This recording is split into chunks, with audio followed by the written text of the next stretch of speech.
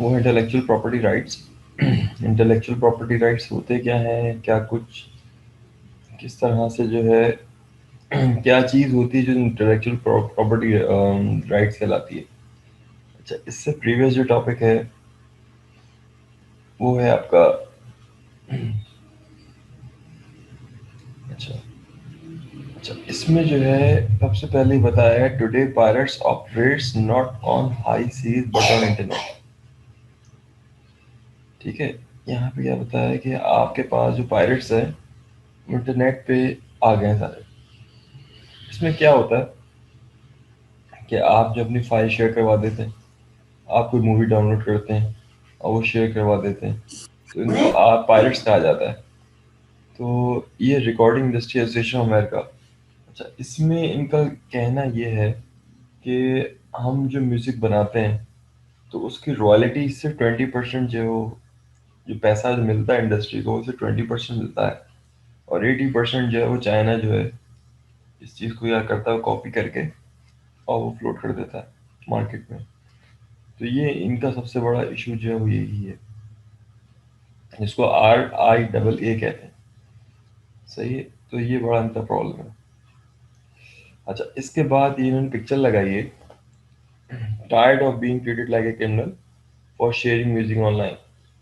इसमें जो आजकल के जो लोग हैं, बच्चे हैं, वो समझते हैं कि जो हम फाइल शेयर कर रहे हैं, म्यूजिक शेयर कर रहे हैं, जो भी चीज़ हम शेयर कर रहे हैं, तो हमें क्रिमिनल समझा जाता है। ठीक है, और ये गुड है या बैड है, ऐसा क्यों किया जाता है? क्योंकि म्यूजिक तो म्यूजिक है। ठीक है। अच्छा, इसके लिए फिर एक और एसोसिएशन है, stand up for your right to share the music you love. Join EFF today at EFF.org/share। ठीक है, आप जो म्यूजिक जो है शेयर करवाना चाहते हैं वो आप शेयर करवा दें। तो एक और सोसाइटी है, इसको कहते हैं Electronic Frontier Foundation advocating a reform of copyright laws in United States. ठीक है, अब ये क्या कहती है इसको थोड़ा सा देखते हैं। उसके बाद इंटेलेक्चुअल प्रॉपर्टी राइट्स में आज के टॉपिक में म्यूज़िक है, सॉफ्टवेयर्स हैं, ये सारी चीज़ें जो हैं जो आपको हम स्टडी करेंगे। इस पे जो लॉज लगते हैं उसको स्टडी करेंगे। ये तमाम चीज़ें जो हमें स्टडी करनी है।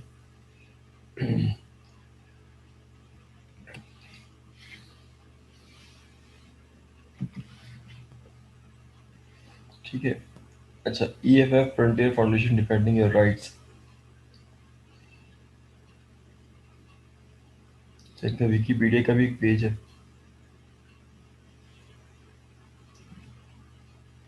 ये आपकी बुक के टॉपिक है।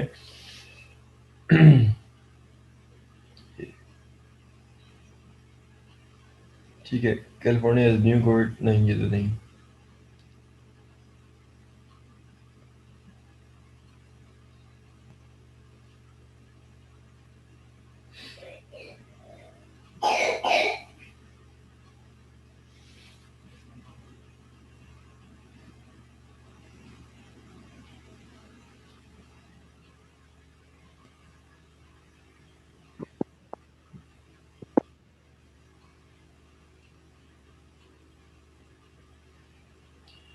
अच्छा, 1990 में ये कंपनी बनी।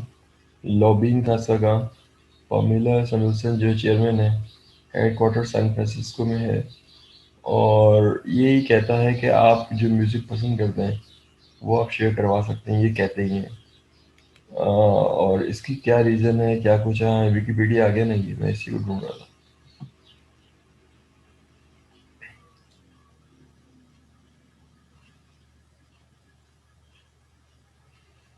ठीक है। अच्छा, इनका काम है क्या, फाउंडेशन क्या काम करती है, क्या केसेस हैं? रीज़न ये कि आप जो म्यूज़िक पसंद करते हैं, अगर आप किसी को डेडिकेट करना चाहें तो आप डेडिकेट नहीं कर सकते एज पर कॉपीराइट लॉ, वो आप नहीं भेज सकते।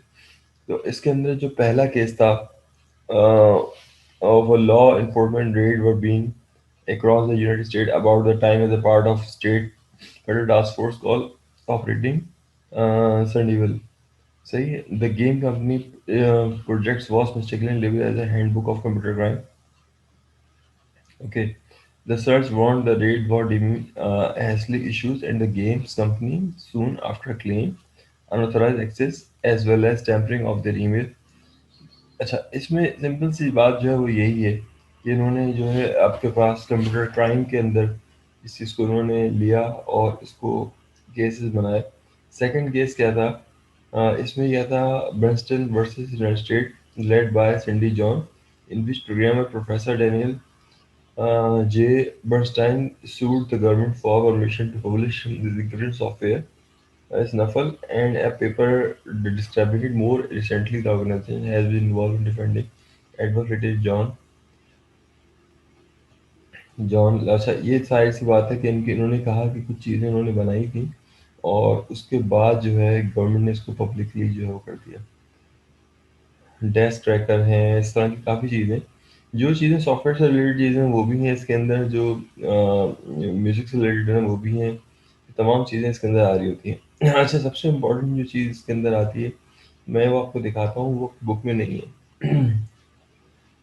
जो बुक में नहीं है उसका नाम है आपका,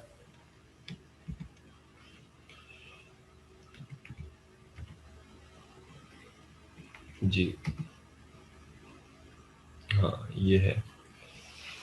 अच्छा, SIF होता क्या है, मैं आपको पहले दिखाता हूँ। IEEE, ठीक है।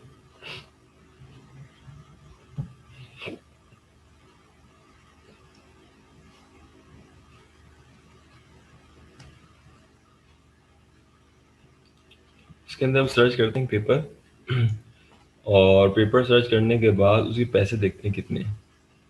तो ये पेपर का नाम है, हमने लेट से लिख दिया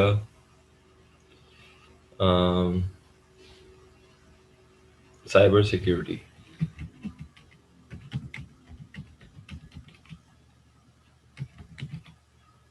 एंड प्रोफेशनल राइट,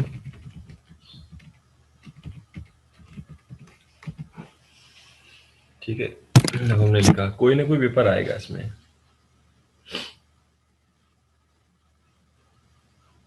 ठीक है। अच्छा, अब हमारे पास क्या है, लेट से ही पेपर आ गया हमारे पास। यहाँ पे ताला जो लगा हुआ है, इसका मतलब क्या है कि ये आप खरीदेंगे पेपर को, आप जो है इस चीज़ को ऐसे देख नहीं सकते। अच्छा, लेट से मैंने क्या किया, मैंने क्लिक किया, तो पेपर की बेसिक इंफॉर्मेशन आ रही होगी, ठीक है, और उसके बाद चीज़ें नहीं आ रही होंगी। Sign in to continue reading. अच्छा, जब साइन इन के लिए कहते हैं तो उसका मतलब ये कि आपने उसका अकाउंट खरीदा हुआ हो, और उसके अकाउंट के जो पैसे हैं वो काफ़ी ज़्यादा होते हैं, ठीक है। तो अब हम ऐसा करते हैं कि इसको क्लिक करते हैं यहाँ से, ये आपको फ़ौरन रोक देगा। ये कहेगा sign in with user name and password. अगर आप ख़रीदना चाहें तो ये पेपर $38 का है। अगर आप मेंबर हैं फिर भी आपके पास $15 का पेपर है ये, ठीक है। तो $33 है, सॉरी माय मिस्टेक, $33 का पेपर है, ये काफ़ी महंगा है। अच्छा, अब जाहिर सी बात है साइंटिस्ट को तो करनी है रिसर्च, वो क्या करें, तो वो क्या कहते हैं, कहते हैं आप इसको कॉपी करें।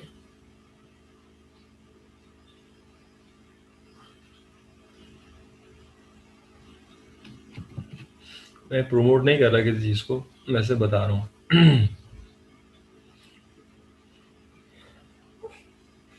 अच्छा, अब आपने क्या किया, ये आपने क्लिक किया, ये वेबसाइट खुल गई, और यहाँ पे DOI, आपने इसको जो कॉपी किया था वो लिख दिया, और आपने इसको ओपन कर दिया।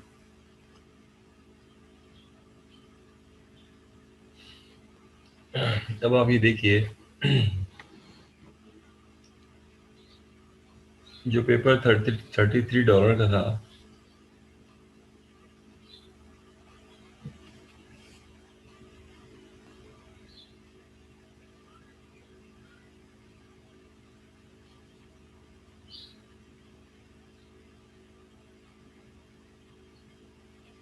जी, तो लोड हो रहा है। ये जो पेपर जो था $33 का था पेपर, वो आपने फ्री ऑफ कॉस्ट यहाँ पे ले लिया जी। ठीक है, तो ये सारी की सारी चीज़ों पे जो मसला है वो इंटेलेक्चुअल प्रॉपर्टी राइट्स का मसला है। सही, इंटेलेक्चुअल प्रॉपर्टी राइट्स का मसला है इसके अंदर। और इससे क्या फ़र्क पड़ता है, क्या होता है, क्या जो जिसने जो काम किया हुआ होता है तो वो बंदा वो परेशान रहता है पूरे वक्त। अच्छा, तो मैंने आपको ये बता दिया, जो मैं पढ़ा रहा हूँ टॉपिक वो यही पढ़ा रहा हूँ। अच्छा, इसी तरह से आपने अगर कोई चीज़ डाउनलोड करनी है, ठीक है, तो डाउनलोड करने के अंदर बहुत कोई म्यूज़िक है, कोई चीज़ है इस तरह से, वो यूट्यूब पे पड़ी हुई है, और यूट्यूब पे आप ऑलरेडी जो है वो उसको वो कर सकते हैं। तो ये क्या करता है, EFF electronic form frontier foundation, ये एडवोकेट करता है कि म्यूज़िक को आप अक्रॉस द बाउंड्रीज जो है आप उसको शेयर करवा सकते हैं। सही है, तो इनका जो टॉपिक है वो यही है, run the let's the music play campaign. सही है, तो लेट्स म्यूज़िक प्ले एक बड़ी मशहूर कैंपेन है इनकी। मैं आपको दिखा भी देता हूँ।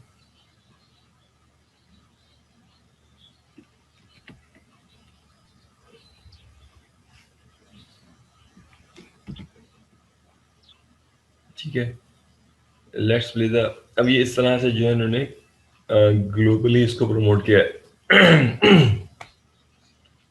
ठीक है, तो मैं इसको चला नहीं रहा हूँ, मगर ये कि बड़ा मशहूर इनका जो है ये वो एक्ट है चलाने के लिए।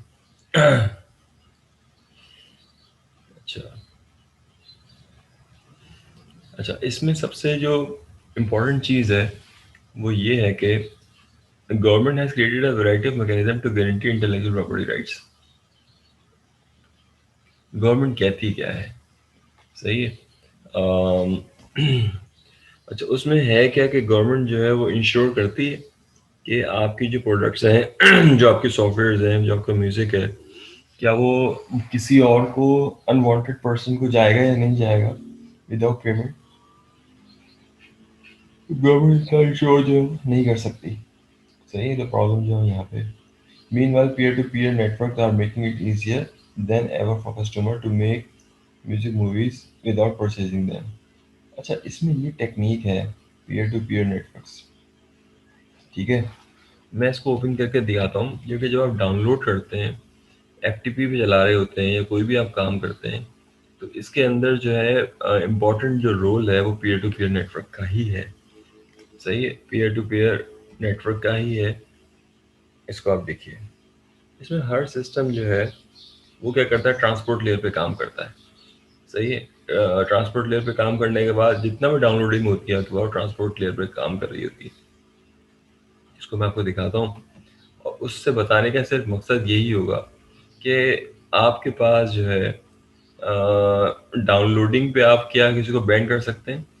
तो अगर आप जब डाउनलोड करते हैं किसी सर्वर के साथ और सर्वर सिंक्रोनस होता है, तो आपके पास नंबर्स आते हैं 30, 20, 19, कुछ ही डाउनलोड कर रहे होते हैं, और उसके बाद वो आपको कनेक्ट करवा देता है। इसका मतलब यही होता है कि आप जो है ट्रांसपोर्ट लेयर के थ्रू कोई कंटेंट से डाउनलोड, जितनी डाउनलोडिंग होती है ट्रांसपोर्ट लेयर के थ्रू ही होती है, भले कोई सा भी नेटवर्क हो। ठीक है, और ये अभी देख लीजिए नेटवर्क डायग्राम क्या है, किस तरह से है, 0 1, ये सारे ट्रीज के हिसाब से समझाया हुआ है। इसको हम देख लेते हैं। अच्छा, यहाँ फॉग हैज फंक्शन ये की, ये पेयर, अब यानी कि डेटा जो है की है और डिस्ट्रीब्यूटेड नेटवर्क है। एक इसके साथ एक्सेस कर रहा है, एक इसके साथ एक्सेस कर रहा है, एक इसके साथ एक्सेस कर रहा है। तो आपके पास कोई भी नेटवर्क जो है किसी के साथ एक्सेस कर सकता है यूजिंग ट्रांसपोर्ट लेयर। आप लोगों ने डेटा कम्युनिकेशन में ऑलरेडी इसको स्टडी किया होगा बहुत ढंग से, बहुत सही से पढ़ा होगा आपने। ठीक है, तो ट्रांसपोर्ट लेयर का काम यही होता है, डाउनलोड करना। अच्छा, तो मैंने आपको ये बता दिया कि अब इनका इनका मसला क्या है कि गवर्नमेंट क्या ट्रांसपोर्ट लेयर पर पाबंदी लगा सकती है, हाँ या ना। ट्रांसपोर्ट लेयर को रोक सकती है। अगर वो ट्रांसपोर्ट लेयर को रोक सकती है तो कोई भी डाउनलोडिंग नहीं होगी, भले एक एक पेज का डॉक्यूमेंट ही क्यों ना हो। सही है, तो ये बड़ा मसला है। तो कहने का मतलब यही है कि इंटेलेक्चुअल प्रॉपर्टी राइट्स के अंदर जो है डाउनलोड करना है आपके पास, तो ये चीज़ें आपके पास ऐसी होंगी। ठीक है, उसके बाद क्या है, finally we look take a look of the organization efforts to make it easier for artists, musicians, writer to use internet as a vehicle of stimulating creativity and enhancing collaboration.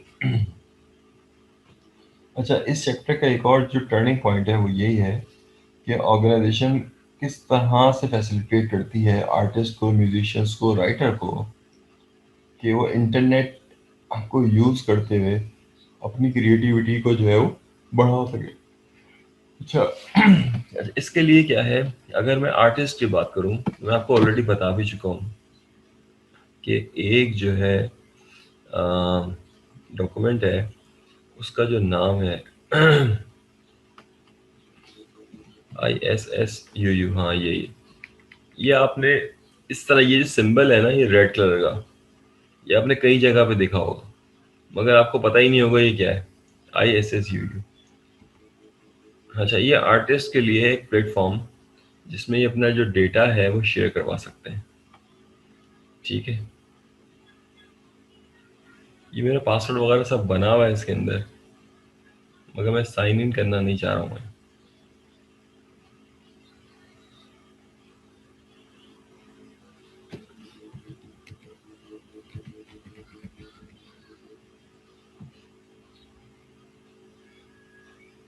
नहीं,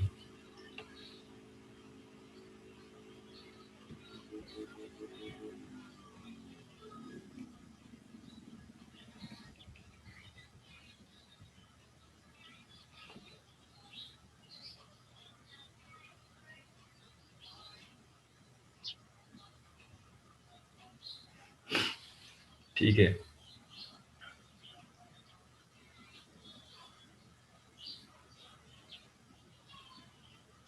अच्छा, इसमें थोड़े कंटेंट जो है थोड़ा सा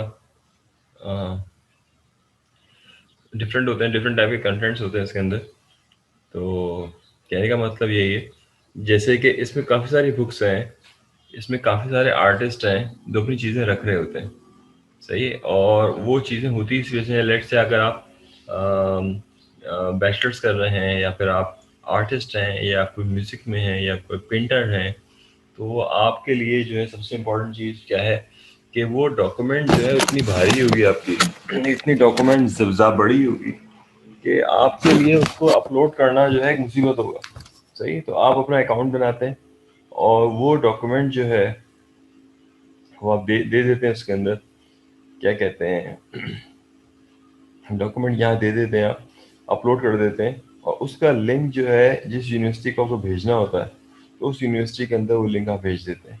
मैं दोबारा से बताता हूँ, इसमें होता क्या है कि अगर आप आर्टिस्ट हैं, ये तमाम चीज़ें आपकी बुक से रिलेटेड है, मगर बुक्स ने ये तमाम चीज़ें खाई हुई हैं, यानी कि ये समझ लीजिए उन्होंने वो डाली ही नहीं ये चीज़ें। तो मैं रात में जब पढ़ रहा था ये टॉपिक बैठा हुआ, तो मैं यही देख रहा था कि इसके अंदर बुक ने कंप्लीट चीज़ें नहीं बताई हैं, कुछ चीज़ों को खा लिया है। अब इसके अंदर जैसे ISSUU है, वो कहता क्या है, वो ये कहता है कि आप म्यूजिशियन हैं, आर्टिस्ट हैं, पेंटर्स हैं, डिजिटल आर्टिस्ट हैं, कुछ भी हैं आप। सही है, तो आप क्या करें कि हमारा ये वेबसाइट मौजूद है, इसके अंदर आप चीज़ों को अपना अकाउंट बनाएं, उसको PDF में कन्वर्ट करें, उसको अपलोड कर दें, हमारे पास वो रहेगा, उसका शेयर जो है आप करवा दें जिस यूनिवर्सिटी में आपको भेजना है, जहाँ पे आपको भेजना है, ताकि आपकी वो हो सके, सिलेक्शन हो सके स्कॉलरशिप के लिए। तो ये वो चीज़ है। मैं एक ही चीज़ ओपन करता हूँ। अब ये जो है डेफिनेटली कोई फुरकान कुरैशी हैं, अ, इन्होंने अपनी डॉक्यूमेंट अपलोड किए, और आपको देख के आइडिया हो जाएगा ये होती क्या है, किस तरह से होती है। सही है, स्टार्टअप गाइड खतीजा शाह, पता नहीं कौन है स्टार्टअप गाइड, मुझे पता नहीं है इन चीज़ों का, मगर ये कि इन्होंने अपलोड की है। ठीक है, तो इन्होंने ये कहा है कि अगर आप कोई नए प्रोग्रामर हैं, या आप कोई नया स्टार्टअप चलाना चाहते हैं, तो आप चीज़ों को चलाएंगे कैसे। सही है, that's very very important. Editors हैं ये शहाब फर्रुख नियाजी। ये समझ लें कि इन्होंने एक मैगज़ीन बनाया है स्टार्टअप गाइड पाकिस्तान के नाम से, जो लोगों को गाइड करता है कि आपने स्टार्टअप्स को रन कैसे करना है। सही है, तो ये तमाम चीज़ें जो है आपको नेट पे किसी स्पेसिफिक वेबसाइट पे डाल के रखें आप, उसको मेंटेन करें, ज़्यादा मुश्किल हो जाएगा आपको। मगर आप ISSUU के अंदर आप डाल दें तो आपके लिए काम करना काफ़ी ज़्यादा आसान हो जाता है। कोई क्वेश्चन आप पूछना चाहें ISSUU से रिलेटेड, क्योंकि ये जो है आपको इंटरनेट फैसिलिटी दे रहा है, ये फेवर के अंदर है, और ये कहते हैं कि डेटा जो है वो अक्रॉस द बाउंड्री शेयर होना चाहिए, और यूज़र के पास इंफॉर्मेशन जानी चाहिए, और जैसे बोलते हैं इंडस्ट्री भी इसको सपोर्ट कर रही है। ठीक है, अब ये देखिए कि किस तरह से इन्होंने बताया कि यहाँ पे लेडीज़ जो है कॉल सेंटर्स पे कैसे काम कर रही हैं, क्या है, ये तमाम चीज़ें जो है मैटर कर रही थी। Islamabad AI bridging gaps in the AI ecosystem. तो ये ठीक है, आप पूरा देख सकते हैं इसके अंदर से। ओके, तो ये तमाम चीज़ें यहाँ मैटर करती हैं। स्टार्टअप गाइड है, यहाँ पे 4G है, इंटरप्राइज रोड शो है। ठीक है, तो ये तमाम चीज़ें जो है यहाँ मौजूद हैं। ओके, मध्य प्रदेश पता नहीं कौन है ये, आई डोंट नो। आपको ये आइडिया हुआ कि ये जो हमने बुक में पढ़ रहे हैं इसको सपोर्ट करने के लिए इंटरफेस कौन सा मौजूद है। सही है, तो इसमें क्या, we took at one organisation to effort to make it easier for artist, musician, writer to use the internet as a vehicle of stimulating creativity and enhancing collaboration. अगर इस चीज़ का जवाब लिखा जाए इन 3 लाइनों का, तो इसका जवाब नंबर 1 पे जो है ISSUU आएगा। ठीक है, वो आपके पास मौजूद होगा कि ये आप करवा सकते हैं। अच्छा, इसके अंदर बुक्स भी होती हैं।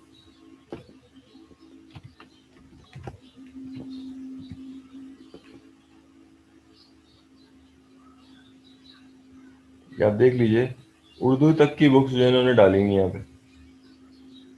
ठीक है,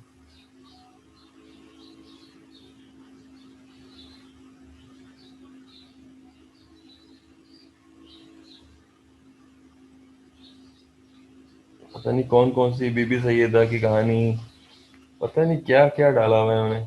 तो ये तमाम चीज़ें जो हैं इस वजह से होती हैं ताकि आर्टिस्ट जो है वो चीज़ों को चला सके। ठीक है, बच्चों के लिए बहुत अच्छी बुक्स हैं इसमें। तो पॉइंट मेरा कहने का मकसद यही है कि लोग जो हैं वो किस तरह से इस चीज़ को प्रमोट कर रहे हैं, ये नेगेटिव नहीं मानी जा रही होती। अच्छा, इंटेलेक्चुअल प्रॉपर्टी राइट्स, मगर इसमें क्या है इंटेलेक्चुअल प्रॉपर्टी राइट्स में कि लेट से किसी और की बुक है और आपने शेयर करवा दी, is a unique product of human intellect that has commercial value. Example, intellectual property are books, song, movies, painting, invention, chemical formula, and computer programs. ये मैं आपको लास्ट से लास्ट क्लास में पढ़ा भी चुका हूँ कि इसके अंदर क्या है, इंटेलेक्चुअल प्रॉपर्टी राइट्स में बुक्स हैं, सॉन्ग्स हैं, मूवीज हैं, पेंटिंग्स हैं, फार्मूलाज हैं, अच्छा, और कंप्यूटर प्रोग्राम्स हैं। तो ये आपके पास क्या है, ये वो चीज़ें हैं जिस पे वो कंपनी खड़ी हुई है। ठीक है, इस पे वो कंपनी जो है खड़ी है, यानी कि उसका बिजनेस जो है इसी पे चल रहा है। तो लेट से कोका कोला का फॉर्मूला है, मैं यहाँ लिख के देखता हूँ।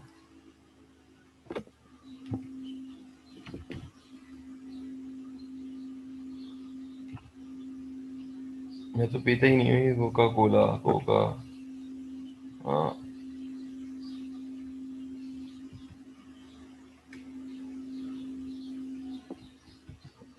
कोका कोला, केमिकल फॉर्मूला, ये आ गया। अच्छा, अब आपके पास क्या है, कोका कोला एक्सट्रैक्ट, इसका केमिकल आईडी क्या है, हमारा 6850, ये पैटर्न है ये, यानी कि आप ये बना नहीं सकते। मॉलिक्यूलर फार्मूला क्या है, C30H32N8O10। सही है, मैं केमिस्ट्री का स्टूडेंट हूँ ऑलरेडी, बैचलर्स मैंने पढ़ी है, तो आप अंदाज़ा लगा सकते हैं कि C30H32N8 and O10, यानी कि टू मच, काफ़ी ज़्यादा हैवी चीज़ है ह्यूमन बॉडी के लिए, बहुत ज़्यादा हैवी चीज़ है ये। और cola extract from extract cola nut extract crack cola. सही है, तो ये सिनोनियम है आपके पास, इसमें मॉलिक्यूलर वेट इतना है, इसके पास कंपोनेंट कंपाउंड जो है वो ये हैं, ये तमाम चीज़ें इसमें दी हुई हैं। मगर क्या आप ये बना सकते हैं? पहली बात ये, क्या आप इसको घर में बना के सेल कर सकते हैं या सेल नहीं कर सकते? ये सारा फार्मूला उन्होंने दे दिया है, सही है। मगर इसको बनाते कैसे हैं, इसका क्या है, ये तमाम चीज़ें जो है वो खुफिया हैं, इसको आप पब्लिक नहीं कर सकते कि इसका कौन सा लॉजिक है जिसके थ्रू इसको बनाया जाता है। सही है, तो मेरे हिसाब से मैंने तो इसको देखा जब, तो ये काफ़ी ज़्यादा हैवी है, काफ़ी ज़्यादा। ओह मेरे खुदा, यानी कि काफ़ी, यानी समझ लीजिए कि हम जो शुगर लेते हैं वो होता है C12H22 और O11, ये हम शुगर लेते हैं। और शुगर हमारे पास बॉडी के ऊपर क्या इम्पैक्ट दे रही होती है आपको पता है। हम जब ग्लूकोज लेते हैं तो C6H12O6, ये हम ग्लूकोज ले रहे होते हैं, तो ये ग्लूकोज बॉडी में फ़ौरन डिजॉल्व हो जाता है। अगर हम सक्रोज ले रहे होते हैं तो सक्रोज जो है C24 है वो भी, सही है, मगर ये सक्रोज से भी ज़्यादा है। यानी कि समझ लीजिए कि बहुत ही खतरनाक है ये, और लोग इसको पी रहे होते हैं बड़े शौक से। सही है, तो ये तमाम चीज़ें जो हैं आपके पास इंटेलेक्चुअल प्रॉपर्टीज में राइट्स में आती हैं कि जिस पर बिजनेस कर रहे हैं, और वो चीज़ें जो इसको बना रहे हैं। अच्छा, इसकी सबसे इम्पोर्टेंट चीज़ हम और भी जो ले सकते हैं वो ले सकते हैं कंप्यूटर साइंसेस के हिसाब से। केमिस्ट्री को मैं छोड़ देता हूँ, कंप्यूटर साइंसेस के हिसाब से जो है व्हाट्सएप।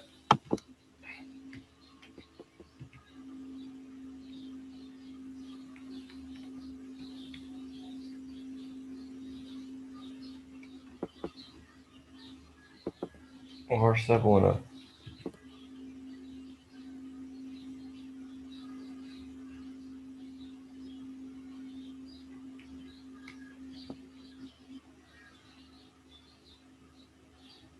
जी, ये है आपके पास हमारा।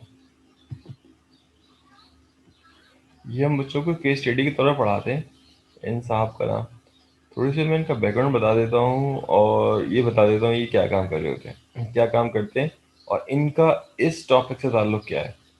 सही है, तो आपके पास क्या है कि व्हाट्सएप जो है इनके, ये बेसिकली ज्यू हैं, ज्यूस जो है यहूदी हैं ये। और इनकी जो फैमिली है वो रहती है अल्बानिया, चचा वगैरह जो हैं फैमिली अल्बानिया में रहती। ही वॉज, ये देखिए, आप देख के आपको आइडिया हो रहा होगा, काफ़ी ज़्यादा ये गरीब फैमिली का बंदा था ये। और इन्होंने क्या किया कि एक जो हम लोग जैसे जो मिशनरीज होती हैं जो खाना वगैरह दे रही होती हैं, तो ये इसने बहुत अप्लाई किया, प्रोग्रामर था ये, अप्लाई किया गूगल में, अप्लाई किया यहाँ वहाँ, अप्लाई किया सब जगह इसने अप्लाई किया ताकि इसकी कहीं ना कहीं जो है इसकी जॉब हो जाए। मगर इसने नहीं नहीं हुई इसकी जॉब। तो इस बंदे ने क्या किया कि अपने एक ऐसा उसने सॉफ्टवेयर बनाया, इसको व्हाट्सएप कहते हैं, कि जो फ्री ऑफ कॉस्ट हो, उसमें एडवर्टीजमेंट ना हो, उसमें एडवर्टीजमेंट ना हो, और वो एक जगह से दूसरी जगह लोगों से बात कर सके। तो इसने ये सॉफ्टवेयर 2 साल लगाया इसने, और 2 साल लगाने के बाद जो है उसने जो है बात उन लोगों से बात की, अपने फैमिली वालों से बात की। तो ये आपके पास लिखा हुआ है born 1976, Kyiv Ukraine SSR Soviet union, citizenship America है की इसकी राइट नाउ। और इसने जो बेची है जिसको बोलते हैं व्हाट्सएप बेचा है, वो 19.3 बिलियन डॉलर, यानी कि जो पाकिस्तान का जितना खजाना है, सही है, उसके बराबर जो है इसने एक सॉफ्टवेयर बेची है। ठीक है, सॉफ्टवेयर बना के सेल की, यहाँ पे लिखा हुआ भी है, ये 19.3 के देखिए आप, सही है, 19.3 बिलियन डॉलर जो है इसने व्हाट्सएप को सेल किया है। अच्छा, मज़े की बात ये, इसको जहाँ उसने सेल किया, जहाँ पे ये खाना खा रहा होता था, पर 1 मिनट लूंगा मैं और का मज़ीद, तो उसमें क्या होता है, यहाँ तो वो लेडी जो खाना दिया करती थी, तो कह रही तुम काम क्यों नहीं करते कुछ, तुम कोई काम क्यों नहीं करते, क्योंकि उसको लगता था, उस लेडी को लगता था कि ये रोज़ जो है खाना खाने आ जाता है मगर ये काम नहीं करता। तो उसको बड़ा घूर के देखती थी, तो इसको बुरा लगता था इस चीज़ का, हालांकि ये प्रोग्रामिंग कर रहा होता था। तो इन शॉर्ट ये कि जब इसने ये अपनी सॉफ्टवेयर बेच दी, बनाकर इसने बेच दी, तो इसने जो है एक शर्त रखी कंपनी से जिन्होंने ख़रीदा व्हाट्सएप को, फेसबुक ने। उन्होंने कहा कि मैं ये 19.3 बिलियन डॉलर जो है कि उसका जो चेक लूंगा, ये मैं लूंगा कहाँ जाकर, जहाँ पे मैं ही खाना खाता था, जो मिशनरीज थी, वहाँ जाके जो है वो लूंगा। और इसने जाके क्या किया कि उसी मिशनरी में जाके वो बैठा और वहाँ पे उसने चेक रिसीव किया और उसने उस लेडी को बताया कि मैं ये करता था। सही है, तो कहने का मकसद यही है कि उसको बहुत बुरा लगा कि मुझे जो है ऐसा बोला जाता है और ये होता है वो होता है। तो ये इनकी लाइफ थी। अच्छा, इस टॉपिक का जैन कॉम का रिलेशनशिप इसके साथ क्या है? इसके साथ रिलेशनशिप यही है कि डेफिनेटली कि इसकी ये सॉफ्टवेयर जो थी इजीली डाउनलोडेबल है, तमाम चीज़ें हैं, मगर ओनरशिप राइट जो है वो जॉन के पास ही है। ओनरशिप राइट जो है वो जॉन कोम के पास ही है। तो वो ये राइट्स जो है वो फेसबुक ने लेने के लिए इसको खरीदा और ख़रीदने के लिए इसकी जो कीमत थी 19.3 बिलियन डॉलर उन्होंने दी। और अब जो है ये प्रॉपर्टी व्हाट्सएप जो है वो किसकी प्रॉपर्टी है? डेफिनेटली वो फेसबुक की प्रॉपर्टी है। ठीक है, ये तमाम चीज़ें इसमें तो मैंने आपको बता दिया इंटेलेक्चुअल प्रॉपर्टी राइट्स हैं क्या और इस पे क्या असर पड़ता है। अच्छा, according to John Locke, people have natural right to think they have removed from nature through their own labor. ठीक है, अब इसके अंदर ये नहीं हो सकता, पता नहीं कौन सी मैं इसकी बात कर रहा था। तो लोग अजीब अजीब सी बातें करते हैं कि ये मेरा स्टाइल है, ये मेरा हंसने का स्टाइल है, ये मेरा बोलने का स्टाइल है, ये मेरे देखने का स्टाइल है, ये मेरा फोटो पेंटिंग का स्टाइल है। तो ये अपने स्टाइल्स को जो है वो कहते हैं कि नहीं ये मुझसे रिलेटेड है, आप कोई नई चीज़ करो। अच्छा, यहाँ पर लिखा हुआ है कि जो नेचुरल काम है उसके अंदर आप कोई भी चीज़ों को लेके चलें तो ये आपका अपना राइट है। सही है, इसके अंदर कोई भी चीज़ों को हम जो है इंटेलेक्चुअल राइट से लिंक नहीं कर सकते। अच्छा, अब मैं आपको इसकी चीज़ दिखाता हूँ और उससे आपको पता लगेगा कि क्या है।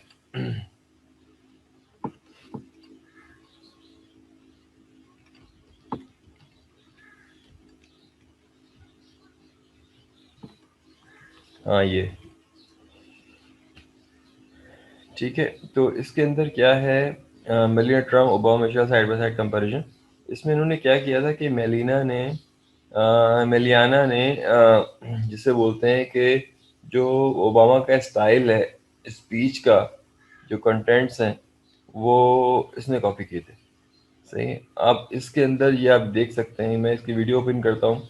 अच्छा, इस ये चीज़ें जो है इसके अगेंस्ट हैं ये। अब वहाँ पे ये जो जुर्म है बहुत ज़्यादा अमेरिका के अंदर कि आप किसी के स्पीच को फॉलो नहीं कर सकते, टेक्निक को फॉलो नहीं कर सकते। तो ये तमाम इंटेलेक्चुअल प्रॉपर्टी राइट्स के अंदर ही चीज़ें आती हैं। Managing your projects should feel more like this. That's why you need ClickUp. With ClickUp, when you want to assign a task,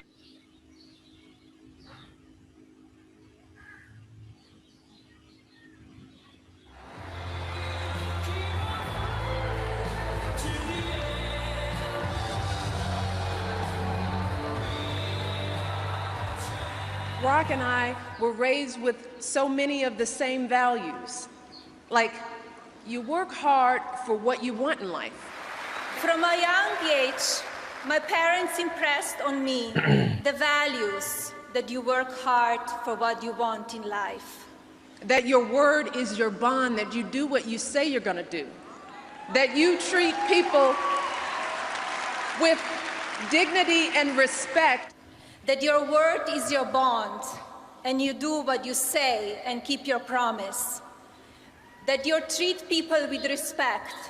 Barack and I set out to build lives guided by these values and to pass them on to the next generation, because we want our children and all children in this nation to know that the only limit to the height of your achievements is the reach of your dreams and your willingness to work hard for them.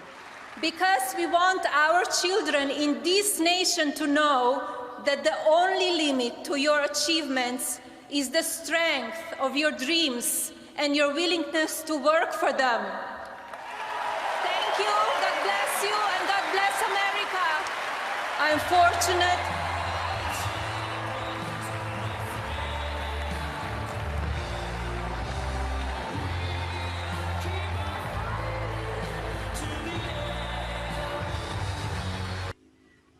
जी, अब आप यहाँ पे देखिए कि किस तरह से उन्होंने चीज़ों को कंपेयर किया था।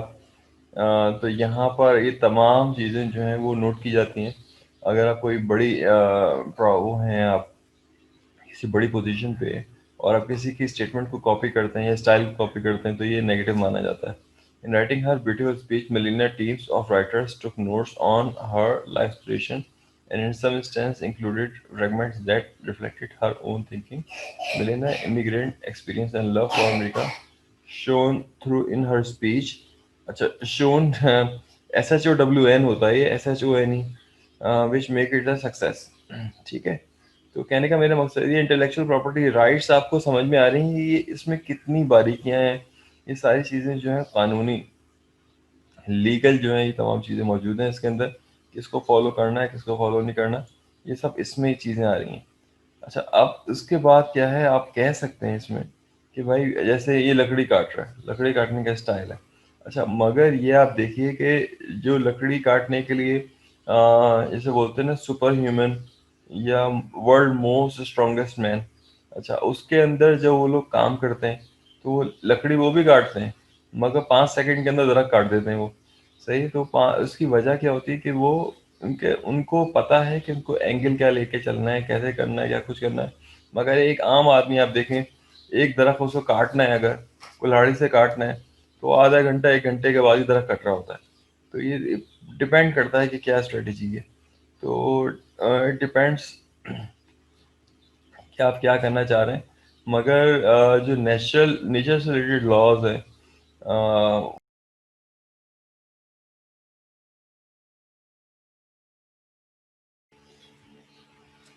ओके, जो नेक्स्ट टॉपिक है इंटेलेक्चुअल प्रॉपर्टी राइट्स का, उसके अंदर विलियम शेक्सपियर क्या कहते हैं.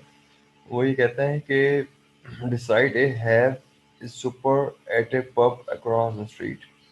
The pub is full of gossips about royal intrigue in Denmark. After his second pint of beer, Shakespeare is visited by the muse, and in astonishing bursts of energy, he writes Hamlet in one fell swoop.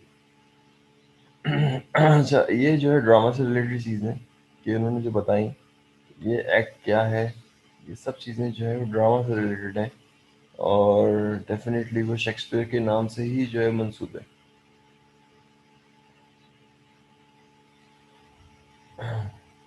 अब यहाँ पे देखें scenario act. On the same night, Ben Jonson, at a pub on the opposite side of London, heard some gossip and is struck by some muse and write Hamlet exactly the same play. अब आप ये देखिए ना कि जो Shakespeare ने लिखा है उसी की ये बी कॉपी जो है यहाँ पे निकाल दी गई है. तो ये हमेशा नेगेटिव मानी जाती है चीज़ें. To be or not to be, that is question. Suppose both Ben Jonson and William Shakespeare simultaneously write down Hamlet, who owns it? ये समझ लीजिए कि अगर एक ही ड्रामा जो है वो दोनों राइटर एक साथ लिख देते हैं तो कौन उसका ओनर कहलाएगा. सही है. तो ये क्वेश्चन है. ये लॉ जो है वो ये कहता है कि ये पैसा मिलेगा किसको. ठीक है. तो मैंने ड्रामे का भी बता दिया आपको. अच्छा, बेनिफिट ऑफ इंटेलेक्चुअल राइट्स के होते क्या है. अच्छा इसमें ये कि author of constitution of the United State recognised by benefit society reads by encouraging creativity. Article 1, Section 8 of U.S. Constitution gives Congress the power to promote the progress of science and useful art by securing for limited times to author inventors the exclusive right to their respective writing and discoveries. इनको rights देना जो है ये law protect करता है उनके rights को.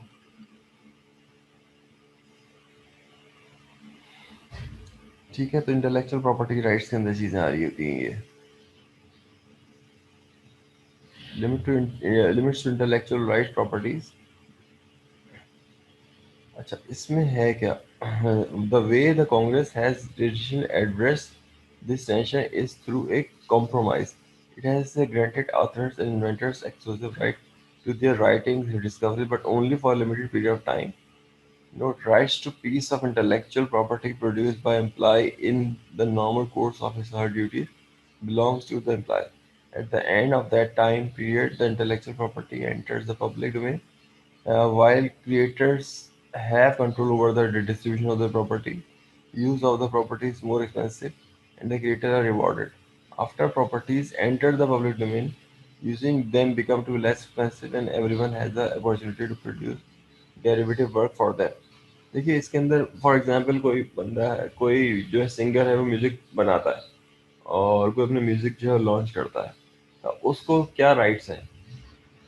अब वो क्या कर रहा है, वो हर कॉपी पे अपना जो है वो रॉयल्टी रखता है, हर कॉपी पे अपनी रॉयल्टी रखता है, और रॉयल्टी रखने के बाद जो है वो जो बंदा वो कॉपीज जो है वो देखता है, उसको उसको रॉयल्टी से मिल रही होती है, वो रिवॉर्ड से मिल जाता है। तो ये चीज़ें मैटर कर रही होती हैं, और ये लॉ जो है यही कह रहा होता है कि इस तरह से अब with the passage of time, अगर बहुत बहुत सारी चीज़ें ऐसी, लेट्स से हम एक बात कर रहे हैं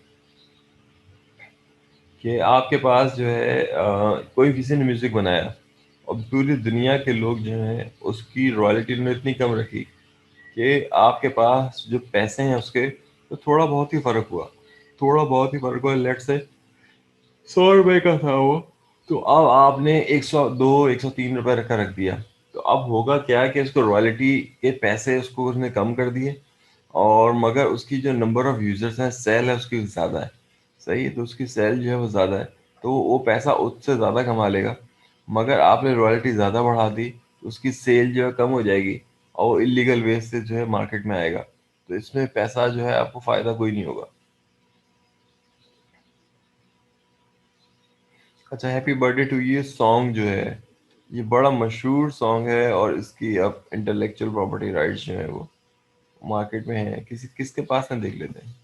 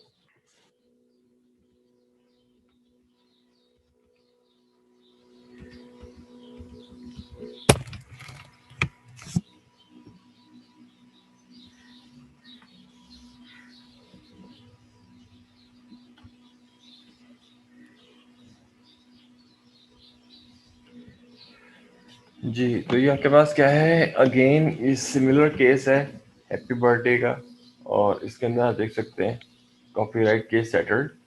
तो definitely the legal dispute over copyright fees for the song Happy Birthday to You has been settled out of court। अच्छा, आउट ऑफ कोर्ट के माने क्या होते हैं और कोर्ट के माने क्या होते हैं? देखिए, आउट ऑफ कोर्ट के माने ये होते हैं कि आप जो है रफा दफा कर रहे हैं आउट ऑफ कोर्ट कुछ चीज़ों को चलाकर। सही है, तो आप रफा दफा कर रहे हैं, तो ये आउट ऑफ कोर्ट चीज़ें कहलाती हैं, और फिर आप कोर्ट से केस वापस ले लेते हैं। The music company Warner Chappell has claimed the right to song, but earlier this year, judge ruled that the lyrics could be used without the need to pay royalties. Say a group of artists and filmmakers had sought to claim back the memory collected by the film over the years. अब जब आपने जिसे बोलते हैं जहाँ जहाँ आपने ये म्यूजिक यूज किया है आपको उसको रॉयल्टी देनी पड़ती, तो आपने क्या किया, अपना जो क्लेम था वो आपने वापस ले लिया। तो Warner Chappell is thought that to have make 2 million 1.3 million pounds year by charging every time the song was used in a film, television episode, advertisement of other public performance। ठीक है, तो ये तमाम ये लॉ है इसके अंदर कि उसको पैसा कितना मिलेगा उसके अंदर आप देख सकते हैं। सही, the tune was composed by two Kentucky sisters in 1893। Mildred Pat Hill called their version "Good Morning to All," which later evolved the song the popular sung in birthday parties around the world। तो आप ये देख सकते हैं intellectual property right जो है वो कितनी ज़्यादा खतरनाक है, और इसमें बहुत सीरियस मसले होते हैं, बहुत ज़्यादा सीरियस इसमें प्रॉब्लम्स आ रही होती हैं। ये आप देख सकते हैं इसमें। ठीक है, चलें भाई, अब उसको आगे चलते हैं।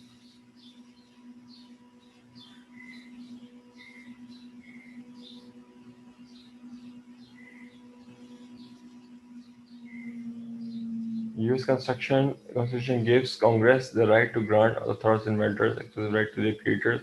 It does not elaborate on how these rights will be protected. Today, there are 4 different ways in which individual organization protect the intellectual property right. अच्छा, ये 4 रास्ते हैं. तो इंटेलेक्चुअल प्रॉपर्टी राइट्स के अंदर इसमें आपके पास ट्रेड सीक्रेट्स हैं, पेटेंट्स हैं, कॉपीराइट एंड ट्रेडमार्क है. मैं इसको ऑलरेडी बड़ा पढ़ा चुका हूँ, मैं बता भी चुका हूँ आप लोगों को जब मैंने टॉपिक पढ़ाया था. तो आज मैं इसकी डिटेल्स में से बता रहा हूँ क्योंकि आप जिस भी कंपनी में आप काम करेंगे तो वहाँ पर जो है अगर आप कॉपीराइट फॉलो नहीं करते तो वो बहुत ज़्यादा प्रॉब्लम में आ जाएंगे वो लोग. तो 4 चीज़ें. ट्रेड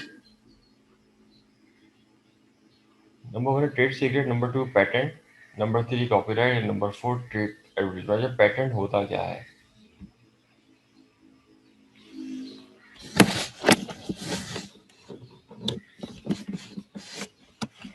अच्छा, उसमें क्या पेटेंट होता क्या है, तो पेटेंट कैसे काम करता है, क्या कुछ होता है.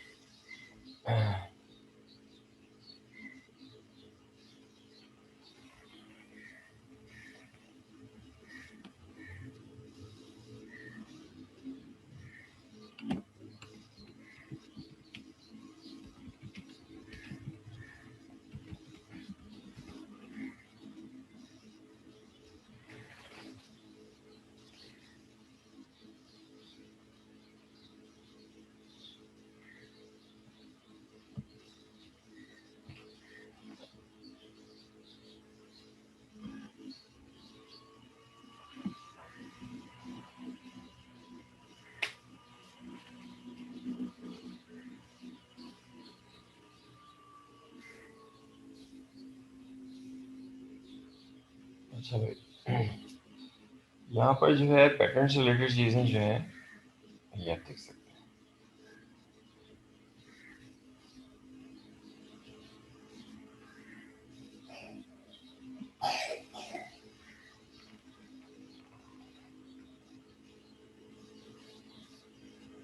जी, इसमें क्या है, number 1 cheese, patent is a form of intellectual property that gives its owner the legal right to exclude others from making, using, or selling an invention for a limited period of years in exchange for publishing and enabling public disclosure of the invention. In most countries, patent rights fail under private law, and the patent holder must show some infringing the patents in order to enforce his or her rights. In some industries, patents are an essential form of competitive advantages. In others, they are irrelevant.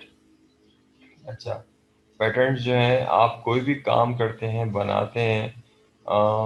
Late से Kalashnikov है जैसे, तो Kalashnikov ने क्या किया कि उसने patent करवा दिया कि भाई ये जो हथियार है ये मेरे नाम से पेटेंट है और जितने बनाए जाएंगे मुझे उसकी रॉयल्टी मिलेगी. तो उसको पैसे मिलते थे उस चीज़ के. अच्छा, इसी तरह से आपके पास नोबेल है, तो नोबेल ने पेटेंट करवाया एटम बम को अपने नाम से. तो ये तमाम चीज़ें पेटेंट का पार्ट होती हैं. तो अभी हम ये देखते हैं कि मोस्ट रिसेंट जो पेटेंट है वो वर्ल्ड में क्या है.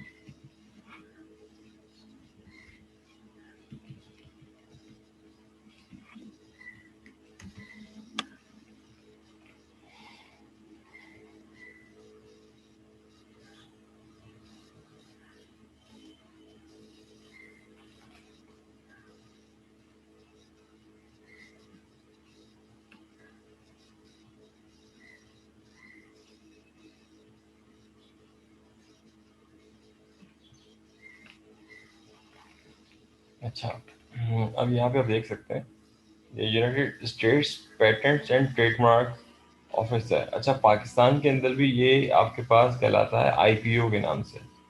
तो ये अप्लाई पेटेंट का अप्लाई करना चाहें, असिस्टेंस क्या है, हेल्पफुल इंफॉर्मेशन, तो ये तमाम चीज़ें इसके अंदर मौजूद होती हैं।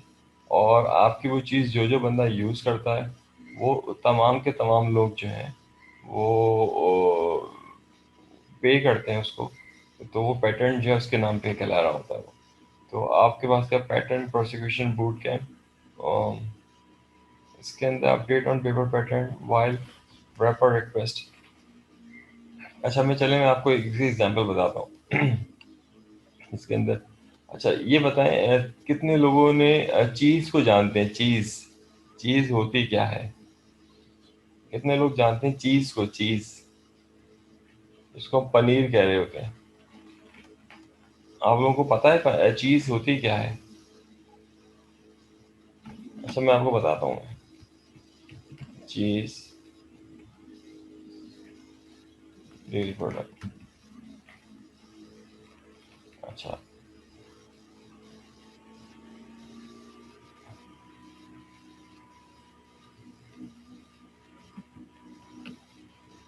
अच्छा मैं इसको पैटर्न समझाने के लिए मैं बताना चाह रहा हूँ इसमें। मेरा कोई इसमें वो नहीं है कि कोई दूध वालों वाली मेरी कोई अप्रोच नहीं है इसके अंदर। तो इसके अंदर होता क्या है कि आपके पास दूध होता है, दूध को जो है वो फट जाता है, और फटने के बाद जो है उसके साथ एक पानी छोड़ देता है वो। तो पानी येलोइश कलर का जो है वाटर होता है, और वो मैं चाह रहा हूँ कि मैं दिखा दूँ। अच्छा, वो एक येलोइश कलर का जो है वाटर होता है। अगर वो मिल जाए तो ज़्यादा, वो पता लग जाए तो ज़्यादा अच्छा होगा। सही है, तो मैं आपको दिखा देता हूँ ताकि आप पैटर्न समझ सकें। How to make cheese from milk. Ji.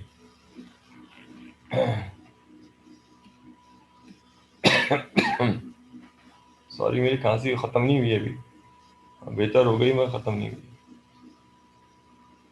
Safeguard हाथ धोने के बाद घंटों तक जर्म्स को वापस आने से महदूद भी करता है। देर तक हिफाजत हिफाजत रहे अब रहो जर्म्स से घंटों हिफाजत।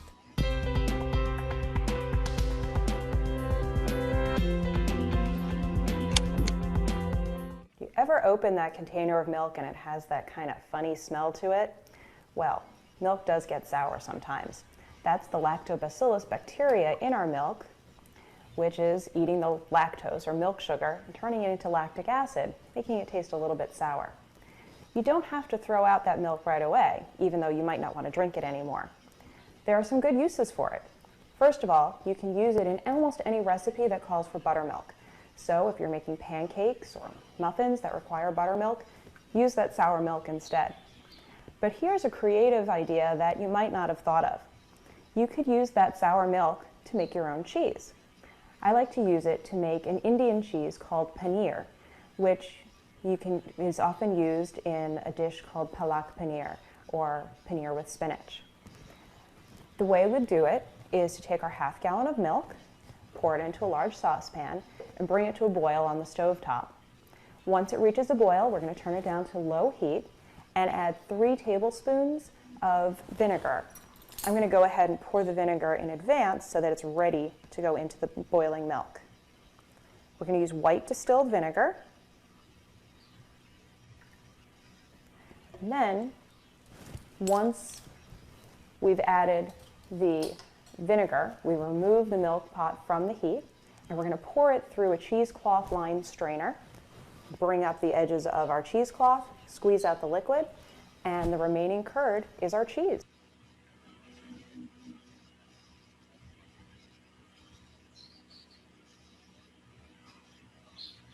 जी। अच्छा ये मैंने आपको ये वीडियो दिखाई, ये क्या है, इसमें इन्होंने दूध के अंदर जो है वो विनेगर डाला, जिसको हम ओह माय गॉड, जिसको हम उर्दू में क्या कहते हैं बेटा, विनेगर को? सर सिरका कहते हैं शायद। सिरका, सिरका, सिरका, हाँ बिल्कुल बिल्कुल। तो सिरका इन्होंने डाला, और सिरका डालने के बाद जो है इसको इन्होंने क्या किया कि वो दूध फट गया वो। अच्छा अब इसमें से उन्होंने क्या किया, ये पानी जो है इसमें से निकाल रहे हैं ये अभी देखिए। Remaining curd is ये जो पानी है ना, ये पानी जो निकल रहा है, मैं आपको बताना चाह रहा हूँ ये पैटर्न का। तो ये एक जापानीज साइंटिस्ट था, उसने क्या किया कि इस पानी को जो है जहाँ से ये चीज़ बनती थी, उसने कहा ये पानी फेंक देते हैं आप। उन्होंने कहा हम पानी फेंक देते हैं। तो उसने कहा सारा पानी अभी मुझे दे दें। तो उसने क्या किया, इसमें केमिकल्स जो है ऐड करने के बाद इस पानी से जो है क्या किया, उसने एक एक स्किन टाइप की चीज़ बना ली, यानी कि प्लास्टिक टाइप की चीज़ बना ली। और प्लास्टिक टाइप की चीज़ बनाने के बाद जो है, अब आपके पास क्या होता था, जितने बर्गर्स बच्चे जो है ज़्यादातर ख्याल नहीं रखते, तो क्या किया इन्होंने कि वो बर्गर्स के ऊपर जो है वो जो उन्होंने प्लास्टिक बनाई थी पनीर से, वो आप खा सकते हैं। ठीक है, तो आप वो खा सकते हैं, क्योंकि मैंने कहा आपको कि मैं केमिस्ट्री का स्टूडेंट, बैचलर्स में मैंने केमिस्ट्री पढ़ी है मैंने, और काफ़ी सारी केमिस्ट्री पढ़ी है। तो इसके अंदर क्या किया उन्होंने कि वो सारी की सारी जो शीट्स हैं वो ईटेबल, जिसे कहते हैं, प्लास्टिक कहलाती हैं। यानी वो प्लास्टिक्स जो हैं जो हम खा सकते हैं। और वो प्लास्टिक्स जो है वो बर्गर बर्गर के ऊपर आप वो चढ़ा दें उसमें, सही है, और आप उसको वैसे ही खा लें, यानी कि आप उसको उतारने की ज़रूरत नहीं है, आप उसको वैसे ही खा सकते हैं। तो वो पहली बात ये कि ये चीज़ जो होती है ना, आपके पास बैक्टीरियाज वगैरह, इसमें पॉजिटिव बैक्टीरियाज होते हैं, यानी कि हेल्दी बैक्टीरियाज होते हैं, जो पनीर के इस पानी के अंदर होते हैं, सही है, और ये बैक्टीरिया ह्यूमंस के लिए अच्छे माने जाते हैं। और उसके बाद ये कि मक्खियाँ वगैरह, क्योंकि एसिड होता है, तो मक्खियाँ वगैरह से भागती हैं। तो कहने का मकसद यही है कि कोई जर्म्स भी अटैक नहीं कर पाते, क्योंकि इसके अंदर हेल्दी जर्म्स ऑलरेडी मौजूद होते हैं। तो आप वो करते हैं क्या है, बर्गर्स के ऊपर वो रैप कर देते हैं, और रैप करने के बाद जो है आप उसको सेल कर देते हैं। तो कोई अगर जापान वगैरह गया हुआ हो स्कूल्स के अंदर, उसने देखा हो, तो वो देख के परेशान हो गया होगा कि वहाँ के बच्चे जो है प्लास्टिक के साथ ही बर्गर खा जाते हैं। तो वो प्लास्टिक नहीं होती, सही है। तो उस बंदे ने अपने नाम से पैटर्न करवाया हुआ है, और दिखाने का सिर्फ मेरे वीडियो का मकसद यही था कि अब आकर दुनिया के अंदर जहाँ जहाँ जिन लोगों को डाउट है, कोरोना का डाउट्स है, इसका डाउट्स है, उसका डाउट्स है, जो समझते ही हैं कि बच्चे बाहर का खाना खाएंगे बीमार पड़ जाएंगे, तो वो शीट्स इस्तेमाल करते हैं। और हर शीट पे जो है कुछ पैसे जो है वो रॉयल्टी उस साइंटिस्ट के नाम जाती है, जापानीज। और उससे फ़ायदा क्या होता है, उससे ही फ़ायदा ये होता है कि आपको जो सर्विस, आप एक पेपर यूज़ नहीं कर रहे, आप प्लास्टिक यूज़ नहीं कर रहे, उससे थोड़े से ज़्यादा पैसों के अंदर आप एक ऐसी क्वालिटी फूड यूज़ कर रहे हैं जिसको आप खा रहे हैं। ठीक है, और वो आपकी हेल्थ के लिए गुड है। बात समझ में आई आपको? तो मैं ये बताना चाह रहा था कि किस तरह से पैटर्न जो है वो चीज़ें करवाई जाती हैं, बनाई जाती हैं। इसमें कोई ऐसी कोई मुश्किल हार्ड एंड फास्ट कोई चीज़ नहीं होगी, इसके अंदर कोई ऐसी चीज़ नहीं होगी जो बहुत ही रॉकेट साइंस है, ऐसा नहीं होगा। मगर ये कि उसने पैटर्न करवाया केमिस्ट्री के अंदर, now he is using it. तो कहने का मेरा मकसद सिर्फ और सिर्फ यही है। तो आपको आइडिया हुआ होगा कि किस तरह से इंटेलेक्चुअल प्रॉपर्टी राइट्स जो काम कर रहे होते हैं, किस तरह से। अच्छा, यहाँ पे ट्रेड सीक्रेट्स हैं, मैंने कोका कोला की एग्जांपल दी थी। कोका कोला का जो केमिकल फार्मूला है वो इज अ ट्रेड सीक्रेट। सही है, किस तरह से बनता है वो फार्मूला बता देंगे आपको, मगर आप बनाने का आपको पता नहीं होगा वो है क्या। इसी तरह से पैटर्न्स का है, मैंने आपको बता दिया। सही है, पैटर्न्स जो है अभी आपको एग्जांपल बताइए, तो उस बंदे ने उस नाम से पैटर्न करवा लिया कि भाई ये चीज़ें बनाई जाएंगी, मुझे उसकी रॉयल्टी मिलेगी। उसके बाद हो गया कॉपीराइट्स। यानी कि जितनी कॉपीज बनाई जाएंगी बुक्स की, तो कॉपीराइट्स के अंदर सबसे बेस्ट एग्जांपल जो है आपके पास the only billionaire, the only billionaire कहलाती है वो, मुझे नाम याद नहीं आ रहा। वो जादू वादू की कहानियां लिखती है बैठ के, मुझे पता नहीं क्या नाम है उसका, कल पढ़ रहा था बैठे हुए।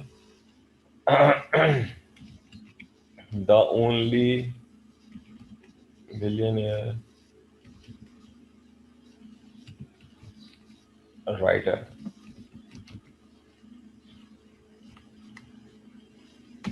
पता नहीं क्या नाम है उसका।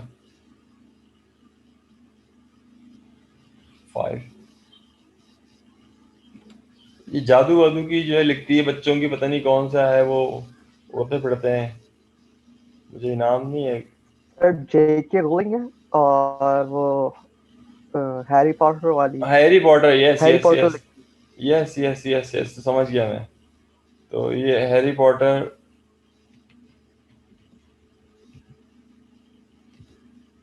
हैरी पॉटर, हाँ बिल्कुल, यही है, मैं सही बोला था मैंने।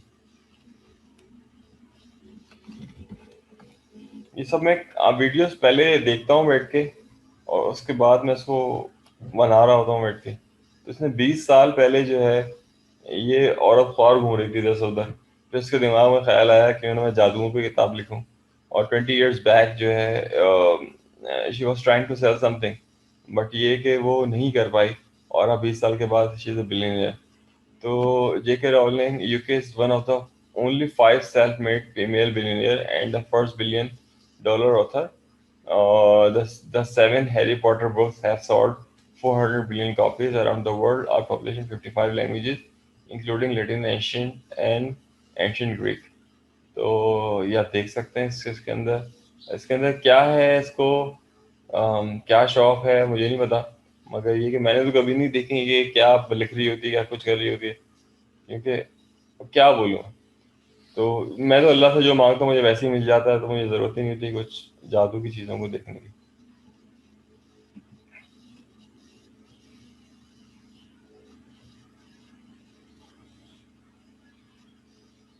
अब उसकी शक्ल भी देख लें कि शक्ल की, हाँ बिल्कुल यही लेडी है, मगर इसकी वीडियो दूसरी थी जो मैंने देखी थी। 1965 में ही पैदा हुई है जॉन राउलिंग, तो 55 एज है इनकी, तो इनके दिमाग में शैतानी ख्याल ज़्यादा आते हैं। उसमें होता क्या, हैरी पॉटर में क्या होता है?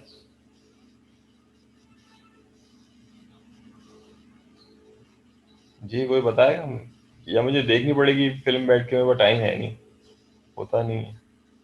सर काफी लंबी स्टोरी है, ऐसे नहीं बता सकते। नहीं वैसे होता क्या है, इन शॉर्ट क्या होता है? यहाँ पे तो सिर्फ मैजिक को बताया है कि मैजिक से रिलेटेड चीजें हैं। सर एक स्कूल ऑफ मैजिक होता है, अच्छा। उसका नाम होता है हॉगवर्ट्स, हम्म, और उसमें जो है वो टीच किया जा रहा होता है मैजिक स्टूडेंट्स को। अच्छा, तो ये तो फिर जीव हुई ना फिर ये तो औरत। देखिए जादू जो है, अ, ये औरत फिर जीव हुई, जीव यहूदी हुई, सर क्योंकि क्योंकि फिक्शनल स्टोरी है ये। अच्छा अच्छा अच्छा अच्छा, ओके ओके ओके। मगर मैं जादू के मुतालिक जो है जो सही डिफाइन किया गया ओरिजिनल मैजिक से रिलेटेड, वो कुरान शरीफ में है, और उसका नाम है हारूत और मारूत। मैं लिख देता हूँ, हारूत, हाँ ये आ गया, ठीक है। तो ये आप जो पढ़ेंगे ना, तो ये हारूत और मारूत का किस्सा, तो इसके अंदर यही है कि ये फरिश्ते थे अल्लाह ताला के, और फरिश्तों ने अल्लाह को चैलेंज दिया था। अल्लाह को कहा ये था कि भाई आप इस इंसानों के मुतालिक ये कहा था कि ये आपकी नाफरमानी करते हैं, शिरक करते हैं, ये करते हैं, वो करते हैं। तो अल्लाह ताला ने फरिश्तों को कहा था कि तुम नहीं जानते, तो अब वो तुम नहीं जानते का मतलब ये, फिर उन्होंने कहा, फिर अल्लाह ताला से इंसिस्ट किया इन्होंने, तो उन्होंने कहा भाई मैंने इनको शहवत दी हुई है इंसान को, और गुस्सा दिया हुआ है, 2 चीज़ें दी हुई हैं। तो अब ये 2 चीज़ें जो हैं अगर तुम्हें मिल जाएं, तो तुम भी इंसानों की तरह जो है वो हरकतें करने लगोगे, ये जो है उन्होंने कहा। तो इस पे पूरा एक किस्सा है, पूरी एक चीज़ें हैं, तो भी इनको कहा कि पूरे आप ऐसा करेंगे 2 सबसे अच्छे फरिश्ते आप निकाल के हमें दे दें। तो वो फरिश्ते जो है वो हारूत और मारूत हैं, और वो फरिश्ते जो अभी भी दुनिया में मौजूद हैं, और इनको अल्लाह की नाफरमानी की वजह से इसमें आज़म इनको पता था, इसमें आज़म जो है वो इसकी वजह से आसमान पे चले जाते, ज़मीन पे आ जाते थे। मगर ये कि जब इनको 2 चीज़ें गुस्सा और शहवत इनको दी गई इन फरिश्तों को, तो इन्होंने इंसानों वाली हरकतें की, और अल्लाह ताला की नाराज़गी मोल ली इन्होंने। अभी भी ये दुनिया में मौजूद है, और कहीं आग लगी है, आतिफिशा है, कहाँ है, वहाँ पे मुंह के बल इनको टांगा हुआ है। और इनसे जो जादू सीखा वो किसी कौम ने नहीं सीखा सिवाय यहूदियों के। तो जिस चीज़ को आजकल सर्च कर रहे हैं यहूदी, जादू को, क्या कहते हैं उसे, इसराइल के अंदर, फ़लस्तीन के अंदर, पता नहीं क्या है उस जगह का नाम, जिसको वो सर्च कर रहे हैं, तो वो जो हज़रत सुलेमान अलैहिस्सलाम के दौर के अंदर जो जो पर्चे हैं जिस पे वो जादू लिखा हुआ है, उसी को ढूंढ रहे हैं वो। और पता नहीं इसको कोई स्पेशल नाम लेते हैं वो, बीबी सकीना का कुछ इस तरह से है, मुझे यूज़ के मुताबिक ज़्यादा पता नहीं है। तो वो क्या करते हैं कि वो जादू से कैसे जादू किया जाता है, तो ये सिर्फ और सिर्फ यहूदियों से रिलेटेड है। यहूदियों को बहुत शौक है इन चीज़ों का, जादू का, इस चीज़ों का। आपको दुनिया में जितने मैजिशियन मिलेंगे अच्छे अच्छे, वो सारे के सारे आपको मेजॉरिटी जो है वो यहूदी मिलेंगे आपको, क्योंकि उनकी कौम में सर जो है। वो जी मेरे ख्याल से सर वो ताबूत सकीना था। हाँ हाँ हाँ, बिल्कुल बिल्कुल बिल्कुल बिल्कुल बिल्कुल सही समझे आप, बिल्कुल यही चीज़ है। तो इसके अंदर ये जो पर्चे रखे हुए हैं ना, ये यही रखे हुए हैं। और जो जादू सीखते हैं, जो जादू जानते हैं, जिनको असल में जादू आता है, तो वो जो है उनकी लोकेशन पता होती है कि ये इनको कहाँ टांगा हुआ है। हारूत और मारूत को अल्लाह ताला ने, और ये अभी भी इस दुनिया में ही है। और इनकी जो लाइफ है वो बड़ी मिजरेबल है राइट नाउ। और अल्लाह ताला से ऐसी बात है कि आप कभी भी ऐसी कोई बात ना करें जिससे आपके लिए मुसीबत खड़ी हो जाए। तो इन लोगों ने, फरिश्तों ने की थी।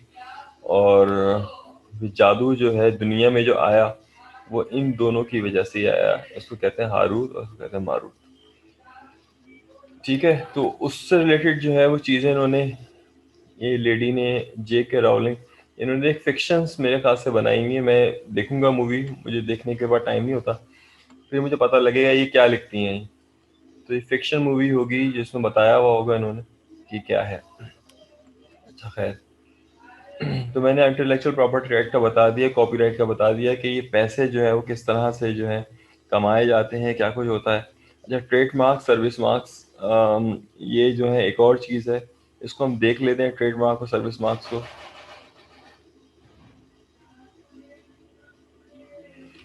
अच्छा आपको बहुत पता है, हमारे क्लास के स्टूडेंट को काफ़ी ज़्यादा पता होता है। अब ताबूत सकीना मुझे नहीं पता था, ये कुछ वो था जहन में, मेमोरी में, मगर इतना नहीं था। मगर माशाल्लाह जो है हमारे स्टूडेंट्स को काफ़ी अच्छा पता है। गुड, अच्छी बात है ये। तो सर लेकिन कहा जाता है कि उसके अंदर वो बर्तन थे जिसमें मनोसलवा आया करता है बिल्कुल नाम बिल्कुल से, बिल्कुल बिल्कुल। ताकि सकीना में। देखें, आपको मैं बताऊं, आपको मैं मज़हब को ज़्यादा स्टडी नहीं करता हूं, मगर ये कि मैं आपको बताता हूं। हज़रत याकूब अलैहिस्सलाम के जो बेटे थे, यहूदी जो है वो हज़रत याकूब अलैहिस्सलाम के औलाद माने जाते हैं। अच्छा, अब इनकी जो एक ही बहन थी, और उस बहन का जो रिश्ता आया वो आया आपके पास एक बहुत बड़े इस बादशाह का रिश्ता आया। बादशाह जो था मुसलमान नहीं था। तो इनकी बहन बड़ी खूबसूरत थी, क्योंकि हज़रत याकूब अय्यूब अलैहिस्सलाम क्या कहते हैं, हज़रत यूसुफ अलैहिस्सलाम भी जाहिर सी बात है याकूब अलैहिस्सलाम के बेटे थे। तो इन भाइयों ने क्या कहा, क्या किया कि इन्होंने कहा, बादशाह को कहा कि हम आपकी बहन की शादी कर देंगे, मगर आप पहले मुसलमान हो। तो वो क्या होता है, सब पूरे कौम मुसलमान हो जाती है, यानी कि इस्लाम में आ जाते हैं वो लोग। उसके बाद ये कहते हैं कि नहीं, आप ऐसा करें, सरकमसीजन करवा लें। अच्छा, अब ये उनके लिए बड़ी अजीब सी बात होती है सरकमसीजन करवाना। तो वो खैर, वो उनको शादी करनी होती है, तो वो कहते हैं हम सरकमसीजन भी करवा लेते हैं। और करवाने के बाद जो है, होते क्या है कि ये लोग हमला कर देते हैं। यानी कि हज़रत याकूब अलैहिस्सलाम के जो बेटे हैं, एक पूरा गिरोह बनाते हैं और अ, उधर हमला कर देते हैं और सारे लोगों को मार देते हैं। और हज़रत याकूब अलैहिस्सलाम जो है वो इनकी बद्दुआ है। और वो मरते दम तक जो है वो चीज़ उनको बहुत ज़्यादा खटकी, उनको बुरा लगा कि उनके बेटों ने ये काम किए। तो इस डॉज देना जो है ना उनका, जब पैगंबर की बद्दुआ है तो अंदाजा लगा सकते हैं किस तरह से डॉज दे के जो है इन्होंने लोगों को मारा, किस तरह से किया। तो ये नस्ल के अंदर मसला है, यही है मसला कि वो धोखा देते हैं। और उन्होंने अल्लाह ताला को भी धोखा दिया कि आप ऊपर से खाने उतारें, तो मनोसलवा उतारा गया। और फिर उसके बाद जो है इन्होंने कहा कि हम मुसलमान हो जाएंगे, तमाम चीज़ें। और फिर वो उसके बाद उन्होंने कहा प्याज भी उतारें। तो वो प्याज के उतारने के बाद 40 साल तक जो है इधर से उधर भटकते रहे, ख्वार होते रहे। 40 साल, 40 ईयर्स बहुत होते हैं, मगर इनको रास्ता ना मिला। इन्होंने फिर तौबा की, तो फिर उसके बाद अल्लाह ताला ने इनको रास्ता दिया, बताया इनको। तो एक अजीब कहानी, अगर आप यहूदियों को पढ़ेंगे तो एक अजीब भी बिल्कुल। अच्छा, what is a trademark? Trademark, a word, symbol, or design that identify and distinguish the source of goods of one party from those others. A service mark is a word, phrase, symbol, or design that identifies, distinguish source of service rather than goods.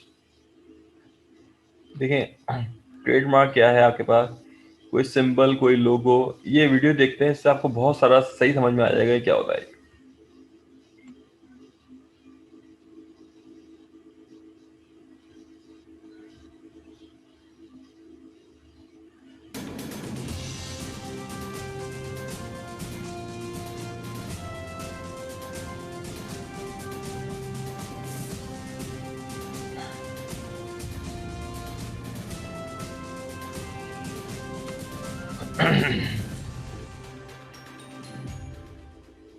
Hi there, and welcome to the Trademark Information Network's Basic Facts Breakdown. I'm Mark Trademan. In this segment, especially if you want to secure federal protection for your intellectual property assets, we'll also discuss domain names and business names and how they differ from trademarks. By the end, you'll know exactly what to say when you overhear someone say they want to patent that trademark on their copyright or copyright that patent on their trademark. Ready? Let's get started. The first thing we need to do is define what a trademark actually is. A trademark is generally a word, phrase, slogan, symbol, or design, or combination thereof, that identifies the source of your goods and services and distinguishes them from the goods and services of another party. That is, a trademark lets consumers know that the goods or services come only from you and not from someone else. Essentially, think about it this way. A trademark is a brand. It distinguishes your goods and services from those of your competitors. It helps consumers decide what to buy when choosing between similar or related products. Say, for example, that T. Markey brand shoes are known for their quality workmanship at a reasonable price. When presented with similar shoes at comparable prices, consumers may choose T. Markey brand shoes because they know it's a brand they can trust. And that's a trademark in action. The combination of words and a design identifies the source of a pair of shoes and distinguishes them from the shoes of another manufacturer. People often ask if there's a difference between a trademark and a service mark. There is. A trademark identifies the source of goods, like shoes or laptops, and a service mark identifies the source of services, like landscaping or accounting. Although trademarks are legally different from service marks, it's okay to informally refer to a service mark as a trademark. Throughout this video, we'll use the terms trademark and mark to refer to both trademarks and service marks. So, now that we know what a trademark is, how is it different from a patent or a copyright? It generally breaks down this way. A trademark is a brand used on goods and services. A patent typically protects inventions like new engines and solar panels. A copyright typically protects original artistic and literary works like songs and movies and books. Although trademarks, patents, and copyrights can all be used together, the protection they provide are not the same. For example, if you invent a new type of vacuum cleaner, you might apply for a patent to protect the invention itself. You could apply to register a trademark to protect the brand name of the vacuum cleaner, and you might register a copyright for the TV commercial that you use to market the product. Those are three different types. जी बेटा, यहाँ पर आपने देखा कि तीन चीज़ें होती क्या हैं और इनमें टेक्निकल डिफरेंस क्या है।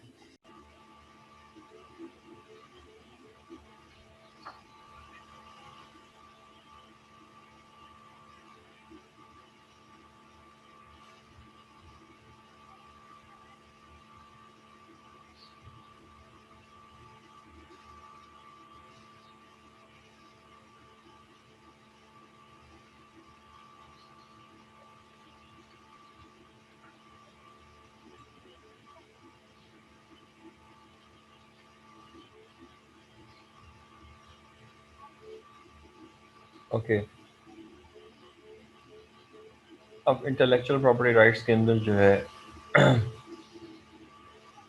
1790 से both length of copyright protection, the kind of intellectual property that can be copyright have grown dynamically.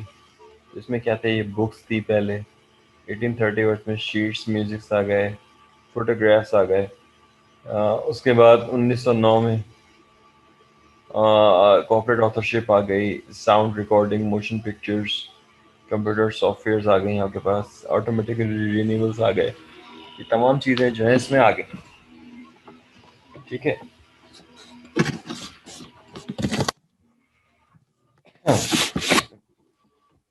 तमाम चीज़ें आ गई, ईयर ऑफ प्रोटेक्शन आ गए हमारे पास और ईयर वाइज कॉपीराइट फ्री। तो किस वक्त क्या था, ये तमाम चीज़ें डिफाइन हो गई इसमें।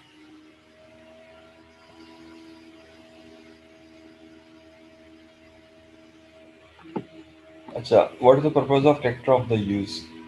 अच्छा, fair use, the right given to copyright to reproduce a work in is a limited right under some circumstances called fair use. Fair use के माने ये कि कॉपीराइट दे दिया जाए कि इस चीज़ को रिप्रोड्यूस कर सके, इस काम को रिप्रोड्यूस कर सके अंडर सम सर्कमस्टेंसेस, कुछ इजाज़त के साथ, कुछ कंडीशंस के साथ, उसको हम फेयर यूज कहते हैं।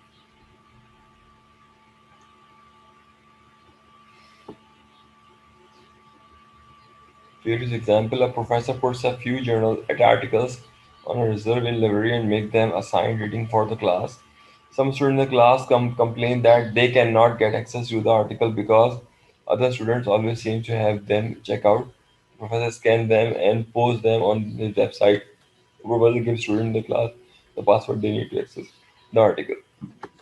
अच्छा, अब आपके पास क्या है, एक आर्टिकल है, वो आप वो आर्टिकल्स जो है वो बच्चे देख नहीं पा रहे होते, कुछ लोग देख नहीं पा रहे होते क्योंकि वो एक ही है, उसमें काफ़ी लोग हैं जिसको पढ़ रहे होते हैं। तो उन्होंने क्या किया कि उसकी वो स्कैन करके वेबसाइट पे रख दिया ताकि बच्चे पढ़ सकें। Is a fair use.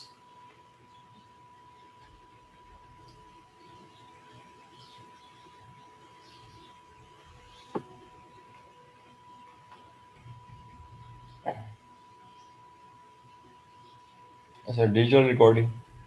अब इसमें क्या है कि इसने रिकॉर्ड किया कमर्शियल शो को, इसने क्या किया, बाद में देख लिया इसको, फेयर यूज़। यानी कि सुबह एक ही कॉपी आई, उसने उस वक्त नहीं देखा, बाद में देख लिया, ये फेयर यूज़ कराएगा। हाँ, अगर आपके पास, आपने इसको रिकॉर्ड किया, रिकॉर्ड करने के बाद आपने इसको जो है कमर्शियल कर दिया, यानी कि अपने घर में सिनेमा बना कर दिखा दिया, तो is not a fair use. यानी कि आपके पास ने रिकॉर्ड किया, रिकॉर्ड करने के बाद आपने इसको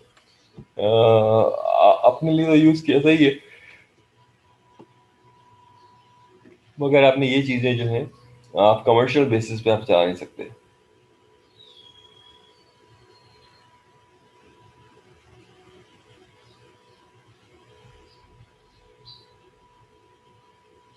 अच्छा, इसमें है क्या हमारे पास, your studio your friend studio.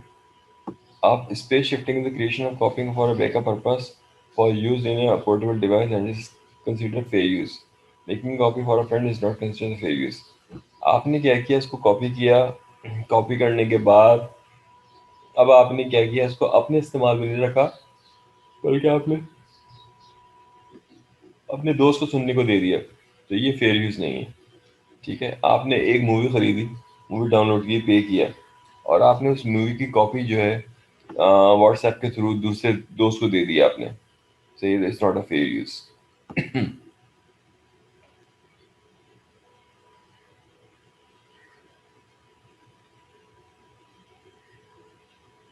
अच्छा, सफारी वालों का भी है। सफारी वालों ने क्या किया था कि, मैं आपको बताता हूँ, ये उल्टे सीधे काम जो है ना इंडियंस काफ़ी सारे कर रहे होते हैं। तो ऑनलाइन बुक रीडिंग का था।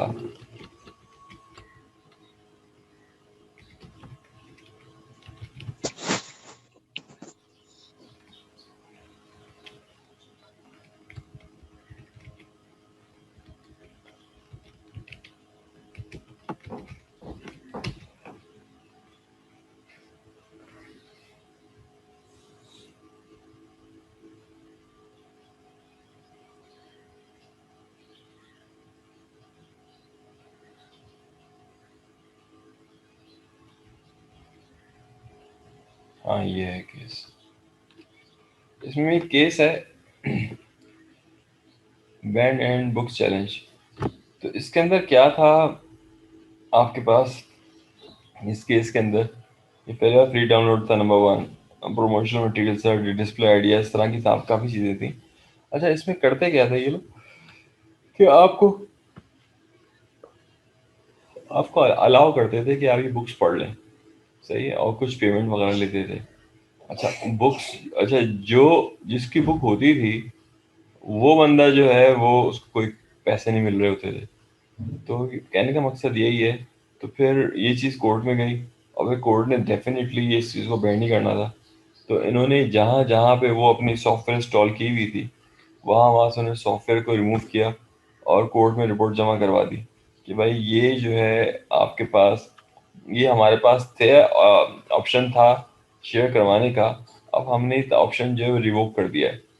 तो ये चीज़ जो थी वो थी, ये अभी का केस है 2020 का, बैंड बुक्स विक, इसके अंदर क्या था वो यही तमाम चीज़ें मौजूद थी।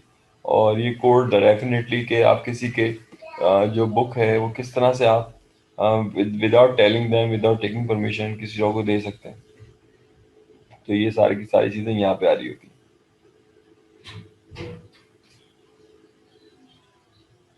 अच्छा, उसके बाद जो चीज़ है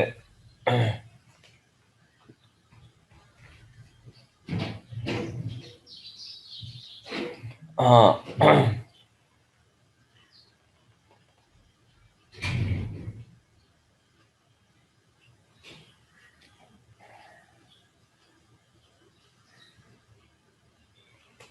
फिर पीयर टू पीयर नेटवर्क आ गया इसमें।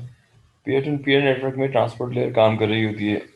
मैं आपको इसका दिखा देता हूँ ताकि इसको हम फिर ख़त्म करें।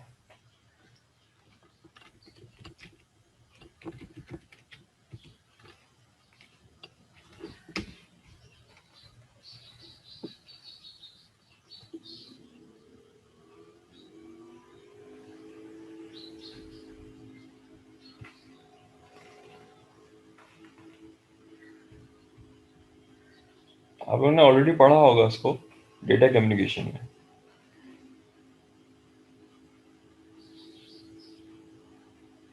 Peer-to-peer, or P2P, organizes the way large files are shared on the internet. You may already use some P2P software to download certain files, such as BitTorrent, Vooz, eMule, Gnutella, as well as Android and some IPTV boxes. Most users are unaware that this type of software is usually left running 24/7, taking up a lot of bandwidth. Since there is no infinite capacity on the network and all networks are shared networks, this disproportionate use can affect service quality, which can slow down internet speeds for you and everyone else. P2P protocols are not typically used for surfing, email, Skype, YouTube, Apple TV, Facebook, or Netflix. Beware, keeping P2P software running gives your private computer access to malware and viruses. You should think of P2P traffic as a big truck on a busy road. At peak times, that truck can really slow things down. But we've solved that by adding another lane specifically for all the trucks that need to get past, allowing the smaller cars to their destination on time, while the trucks go a little slower. That way, everyone is catered for, and overall, traffic doesn't slow down. So, if you're a heavy P2P user, we suggest that you leave your activity running overnight while you're asleep. And the best bit is it's all done by morning.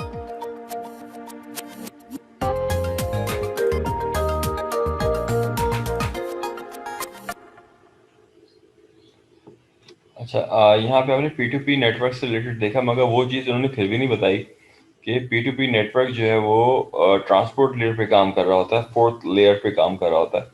वो फिर भी खा गए ये लोग। तो ये चीज़ें जो हैं, जो टेक्निकल चीज़ है वो नहीं बताई इन्होंने, और टॉरेंट्स पे आ गए direct.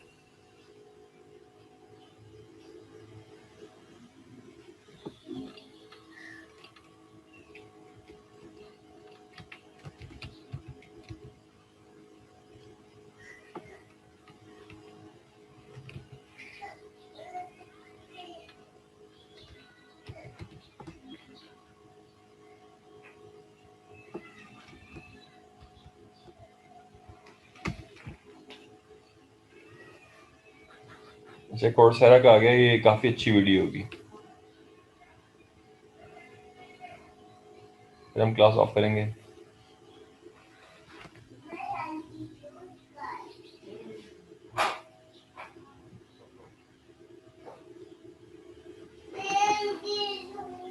Today we will start our lessons on peer-to-peer protocols.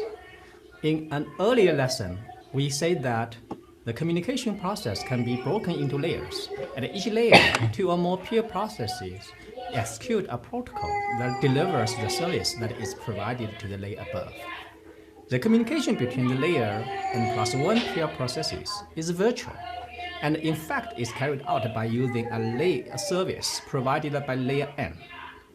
We consider a process at layer n plus 1 requests a transfer of service data unit, SDU, to its peer process.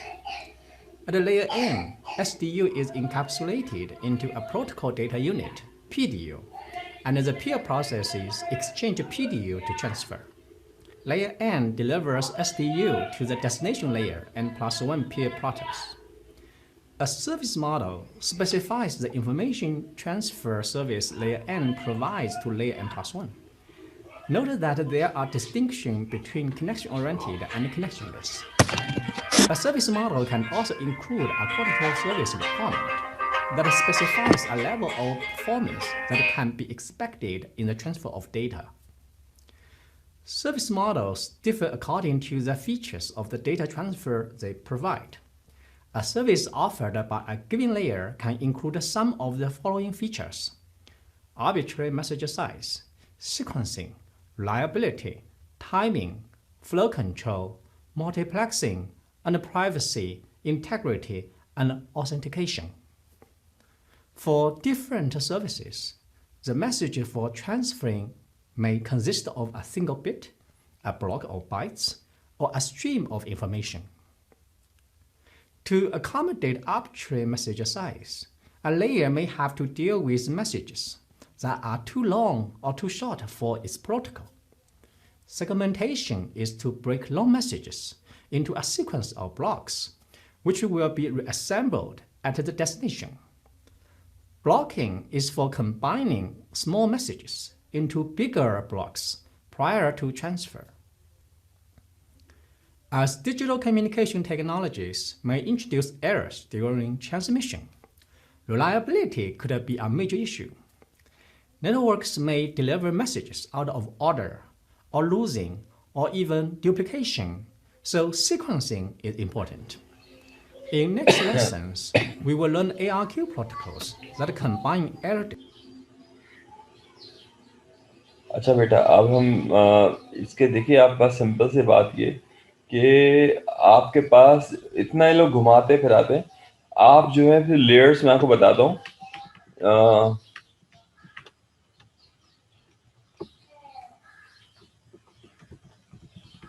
OSI layers,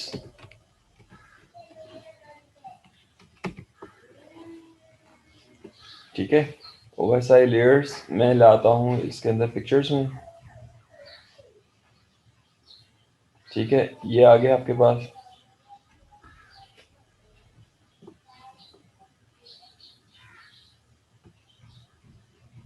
sorry, ये आपके पास आ गया। अच्छा, यहाँ पर क्या है आपके पास? Application, presentation, session, transport, network, data link and physical layer. Transport layer transmit data using transmission protocol including TCP and UDP, ये दोनों ही कर रहा होता है, सही है। सेशन को सेशन मेंटेन कर रहा होता है, यानी कि अगर मल्टीपल सेशन आपने खोले हैं वो उस पर काम कर रहा होता है। प्रेजेंटेशन लेयर जो है स्पेसिफिक फॉर्मेट, यूजेबल फॉर्मेट को इस्तेमाल करता है। और एप्लीकेशन लेयर जो है, आप जो टाइपिंग, जो मेन पे काम करते हैं, जो आप टाइपिंग करते हैं, जो वर्ड डॉक्यूमेंट है, जो पावर पॉइंट है, तमाम चीज़ें उसकी इसी भी चीज़ें ये आ रही होती हैं, ठीक है। तो आपके पास क्या है? फिजिकल लेयर, कनेक्टिविटी है हमारे पास, डेटा लिंक लेयर, आपके पास define the format of a data, network layer बता रही होती है आपके पास फिजिकल पाथ, ये राउटर पे काम कर रहा होता है, ये हब पे काम कर रहा होता है। ट्रांसपोर्ट लेयर आपके पास P2P पे काम कर रहा होता है, UDP and TCP IP sessions maintain कर रहा होता है, प्रेजेंट करता है उसमें, और एप्लीकेशन लेयर पे काम कर रहा होता है, ठीक है बेटा। ये तमाम चीज़ें हैं इसके अंदर। ये डायग्राम में आप देख लीजिए, ये सॉफ्टवेयर लेयर्स हैं, ये हार्डवेयर लेयर्स हैं, हार्ड ऑफ OSI है, ठीक है। तो ये लेयर जो है आपके पास डाउनलोडिंग के लिए इस्तेमाल हो रही होती है, तो मैं ये बताना चाह रहा था आपको, ठीक है। और टॉपिक और कौन सा बाकी है? मेरे ख्याल से खत्म ही हो गया तकरीबन चैप्टर। बिट टॉरेंट्स वगैरह ये लीगल माने जाते हैं, मगर फिनलैंड, बेल्जियम इसके अंदर एज पर लॉ उनको अलाउ है, इसको यूज़ कर सकते हैं। अच्छा, अटेंडेंस मैं ओपन कर देता हूँ, आप उसके अटेंडेंस को प्लीज़ जो है मार्क कर दीजिएगा, टर्न इन कीजिएगा। मैं बार बार कह रहा हूँ उसको टर्न इन की करना है आप लोगों को। और अच्छा, प्रोटेक्शन ऑफ अ सॉफ्टवेयर जो है फिर हम नेक्स्ट टाइम करेंगे। सॉफ्टवेयर प्रोटेक्शन जो है फिर हम नेक्स्ट टाइम करेंगे, नेक्स्ट टाइम इसको स्टडी करेंगे कि सॉफ्टवेयर प्रोटेक्शन है क्या। तो इसको जो है आप मुझे रिमाइंड भी करवा दीजिएगा सॉफ्टवेयर प्रोटेक्शन को, तो हम ये टॉपिक आज इसका स्टडी करेंगे और ये इसको तमाम चीज़ें इसके अंदर देखेंगे। ठीक है, कोई क्वेश्चन पूछना चाहें तो यू मे आस्क। जी, any question you want to ask? ठीक है, फिर हम क्लास ऑफ करें। यस सर, क्लास ऑफ करते हैं। मैं लिख दूँ यहाँ पे हमारा जो नेक्स्ट टॉपिक है प्रोटेक्शन ऑफ सॉफ्टवेयर।